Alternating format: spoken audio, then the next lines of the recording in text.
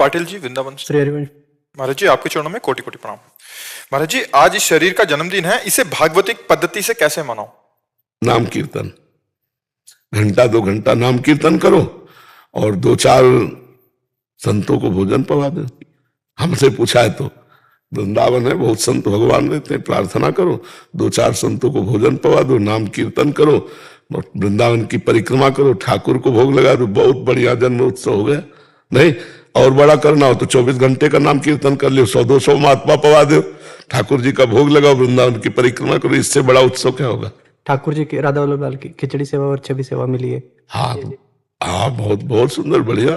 तो और संतों को पवाओ, संतों को जरूर, भगवान संतों के मुख से पाते हैं, जो भगवान नाम जापक संत हैं।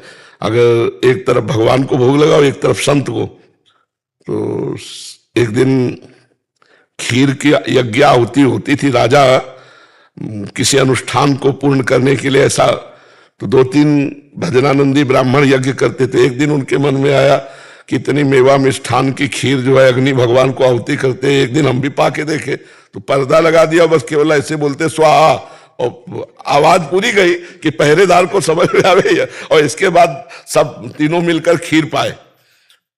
तो भगवान प्रसन्न हो गए और स्वप्न में राजा को कहा कि आज जैसी यज्ञ हुई ऐसी तुम्हारे यहां कभी यज्ञ नहीं हुई, और मैं आज वाली यज्ञ से प्रसन्न हूं। तो वो आए राजा और चरणों में गिरे, बोले महाराज आज जैसी यज्ञ की तो भगवान प्रसन्न हो गए, रोज ऐसी यज्ञ क्यों नहीं करते थे? तो उनका कोई शिकायत कर दिया क्या? उपहास तो नहीं कर रहा? बोले महाराज आज तो यज्ञ की ही नहीं। बोले तो? बोले आज तुमने पाया है। उस दिन से उन्होंने अग्नि में आहुति दिवाना बंद करवा दिया और संतों को पवाने लगे। तो भगवान श्री मुख से जो पाते हैं वो संतों के। तो अगर ठाकुर जी का भोग लगा और 1-2-4 संतों को पवा दें और नाम कीर्तन करें, वृंदावन की परिक्रमा करें, यही बहुत बढ़िया उत्सव है। तो कलयुग में सच्चे संतों की पहचान ही कैसे करें? भगवान से प्रार्थना करो, सच्चा तो होगा ही, ऐसा तो नहीं है। सृष्टि भगवान से प्रार्थना करो, वही मिला देंगे। वो तुमको भी जानते हो, सच्चे संतों को भी जानते हैं। ऐसा तो है नहीं कि सच्चे संत ना हो। तो हम सच्चे संतों के जानने के लिए अनंत भगवान से प्रार्थना करें।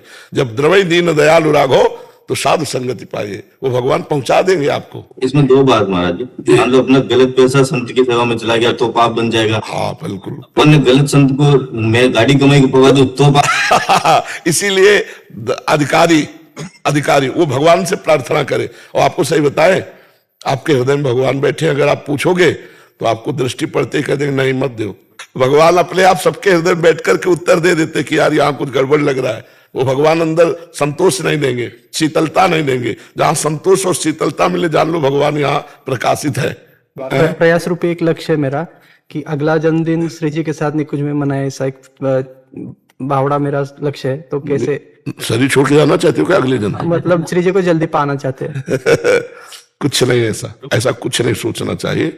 अपने को जितने दिन प्रभु इस भूमंडल में रखे, खूब डट के सेवा करनी, नाम कीर्तन करना, दूसरों को उपकार करना। काहे को हम जाए?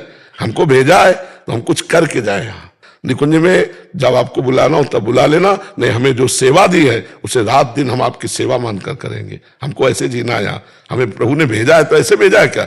हम यहाँ कुछ करके जाए, दूसरों को सुख दे के जाए, कि कोई हमारी याद करे, ऐसा हम करके जाए। हमको निकुंज जाने की जल्दी नहीं है। हमको जल्दी है कि शरीर छूटने के पहले हम ऐसा कुछ करें जिससे हम हजारों का मंगल, हजारों का कल्याण, हजारों की याददाश्त बने। तब तो हमारा आना सफल हुआ। सुअर कुत्ता की तरह जन्म हुआ, मर गए, इससे मतलब क्या रहा?